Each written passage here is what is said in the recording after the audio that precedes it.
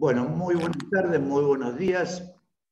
Hoy nos vamos a referir a esta fecha del 9 de julio. Un poco lo hacemos justamente a raíz de tratar de refrescar algunas cuestiones. Esta fecha, de alguna manera, nos viene acompañando desde que somos muy pequeños con los actos escolares, pero justamente queremos brindar posiblemente alguna información que nos haya quedado de alguna manera en tinieblas debido a la significación y al posicionamiento que implica entonces el 9 de julio. Y nosotros queríamos estar presentes para esta fecha, no simplemente con un recordatorio escrito, sino a través de una persona, de un especialista como es el doctor Carlos Ezeiza Pol, que es justamente docente investigador del Departamento de Económicas y de la Universidad Nacional de La Matanza, para justamente realizar esta entrevista. Así que muy buenas tardes, Carlos, y una alegría que te hayas podido acercar y brindar entonces esta información y las distintas expresiones que quieras brindar.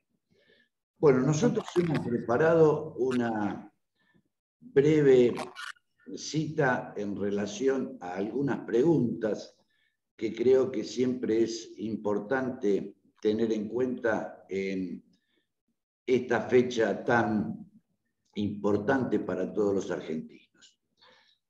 Así que, de alguna manera, arrancamos, Carlos, y te pregunto entonces, ¿qué aconteció? ¿Qué sucedió el 9 de julio? Bueno, en principio, el 9 de julio de 1816 convergieron dos hechos fundamentales para la historia de nuestro país: la Declaración de la Independencia y especialmente la organización final del Plan de Guerra de José de San Martín, que sería el garante de esa independencia y la llevaría más allá de las Provincias Unidas. Ese es el hecho fundamental que la historia registra y que nosotros, obviamente, se conmemora la Declaración de la Independencia, la firma de un acta, la reunión que realizó el Congreso General Constituyente de las Provincias Unidas de Sudamérica, que empezó a sesionar días antes y que el 9 de julio firma el acta de independencia. Ese es el hecho que conmemoramos. Pero como pasa en la historia, los procesos históricos tienen una continuidad, y pensar el 9 de julio de 1816 nos obliga a ir un tiempo atrás y pensar en lo que sucede en la otra fecha que es crítica para este proceso, que es el 25 de mayo de 1810. Por eso voy a dedicar unos minutos a contextualizar lo que sucedió en el 25 de mayo, porque generalmente estas dos fechas están muy presentes en toda la formación y en la representación simbólica de todos nosotros, pero es bueno establecer sus matices. Hay que entender que en el momento del 25 de mayo de 1810, las invasiones inglesas demostraron que España estaba seriamente debilitada y que no podía abastecer correctamente a sus colonias. Siempre estamos pensando que en ese entonces, el 25 de mayo de 1810 y días previos, en esa etapa, el clima de época es que se encontraba ocupada España por Napoleón, capturado el rey Carlos V y su hijo Fernando VII, y la caída de la Junta Central de Sevilla es la que obliga a los criollos acá en Buenos Aires a actuar, ¿no? Y se forma la primera junta, o sea que el 25 de mayo se forma la primera junta de gobierno, presidida por Cornelio Saavedra, y es la instancia que pone fin al periodo del virreinato. Por su parte, Mariano Moreno, que es secretario de la Junta, impulsa una política revolucionaria tendiente a fomentar el libre comercio y a sentar las bases de lo que va a ser la futura independencia. Por eso el 9 de julio hay que pensarlo retroactivamente desde el 25 de mayo. Y voy a hacer también un comentario más, que entre 1810 y el momento de 1816 de la independencia, se vive en el país un clima de gran inestabilidad política. ¿Por qué? Porque se van sucediendo los primeros gobiernos, la primera junta en 1810, la Junta Grande en 1811, y los triunviratos en 1811 y 1814, y finalmente el directorio, que no pueden consolidar su poder y hacer frente a la guerra con España. En esa lucha, en que intervienen Manuel de Belgrano, José de San Martín y Martín Miguel de Güemes, empujan a esta necesidad de llegar a un congreso, llegar a un acuerdo de todas las provincias unidas para proclamar la independencia. O sea que evidentemente el accionar militar que se estaba llevando a cabo necesitaba de esa acta fundacional que, para novedad quizás de muchos, además de constituirse el acta fundacional de la Declaración de Independencia en español, también se había redactada en quechua y en aymara, justamente para incluir a los pueblos originarios que acompañaron la constitución de nuestra patria. Estos podrían ser, creo yo, un resumen muy apretado de lo que sucede en 1816 con la Declaración de la Independencia y su relación con el 25 de mayo. Perfecto. Y de alguna manera entonces explica, como bien vos definiste, este tema de la inestabilidad política y las distintas formas de gobierno que se fueron probando en estos 6 años que separan de 1810 a 1816, ¿no es cierto?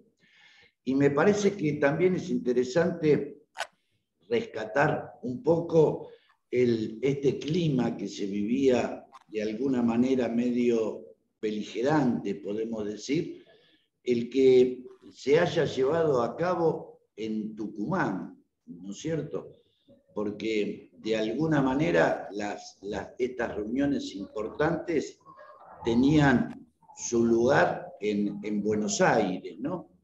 Y que justamente se haya realizado en la provincia de Tucumán, me parece que también tiene de alguna manera una significación importante.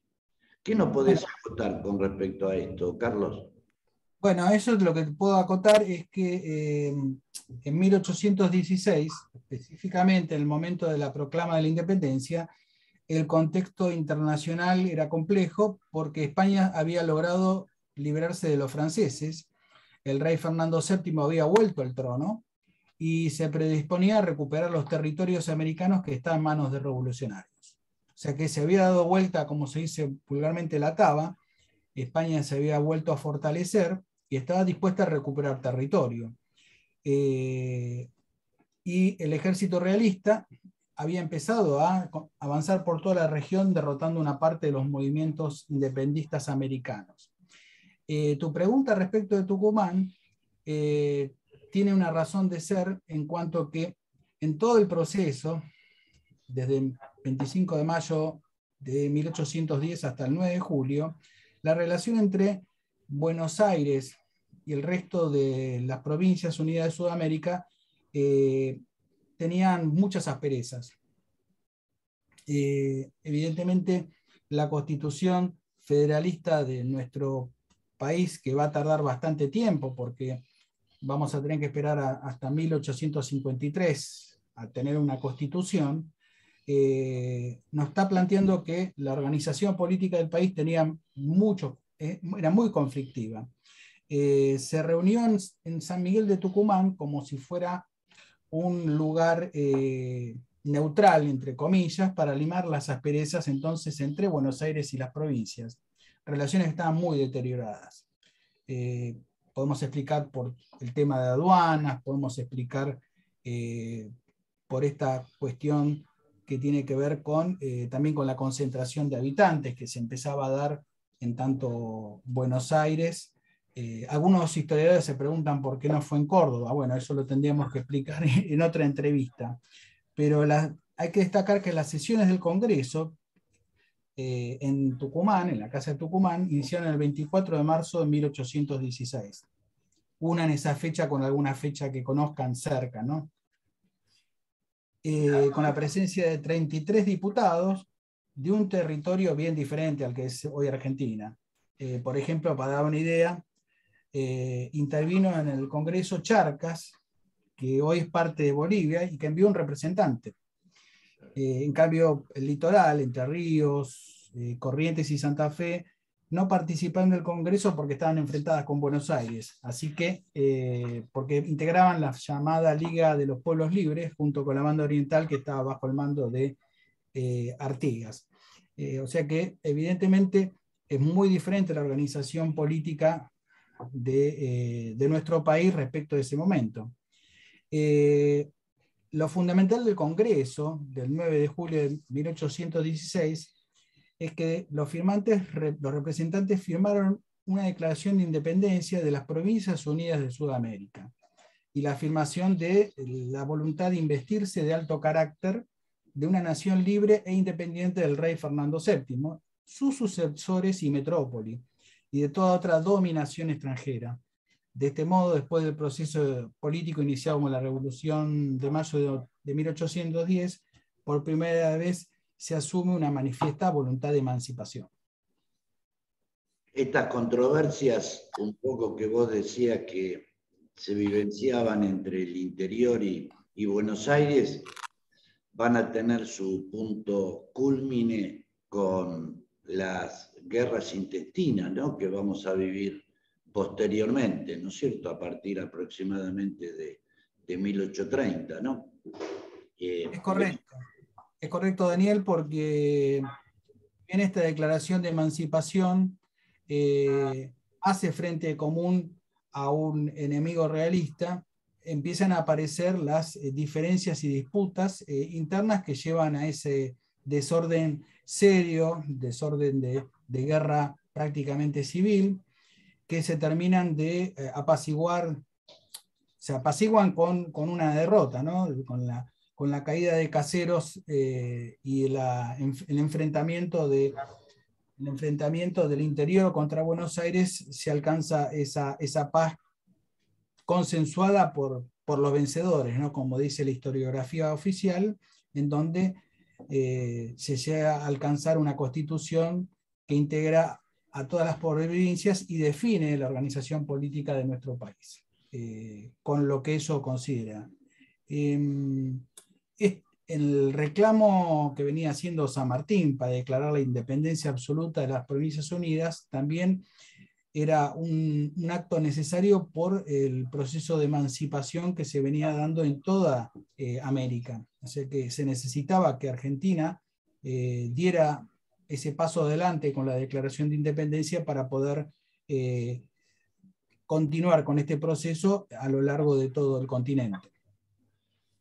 Bueno, hemos, creo, de alguna manera repasado a vuelo de pájaro, pero hemos puesto el acento en esta fecha, ¿no es cierto?, que de alguna manera tiene una significación muy importante y realmente has hecho un buen planteo en función a la significación también del 25 de mayo y el 9 de julio, ¿no es cierto?, que de alguna manera se viven como situaciones parecidas, pero evidentemente muy importantes y diferentes.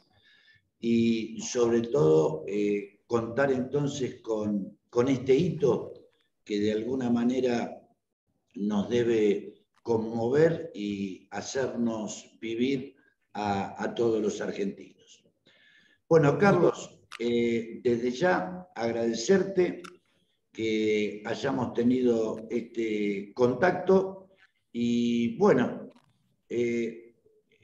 esperemos encontrarnos en alguna oportunidad, porque realmente creo que ha sido muy enriquecedor e importante. Así que bueno, te Genial. agradecemos y nos estamos viendo. Mi Bueno, agradecimiento a vos. Gracias, muchas gracias, Daniel y audiencia. perfecto, gracias.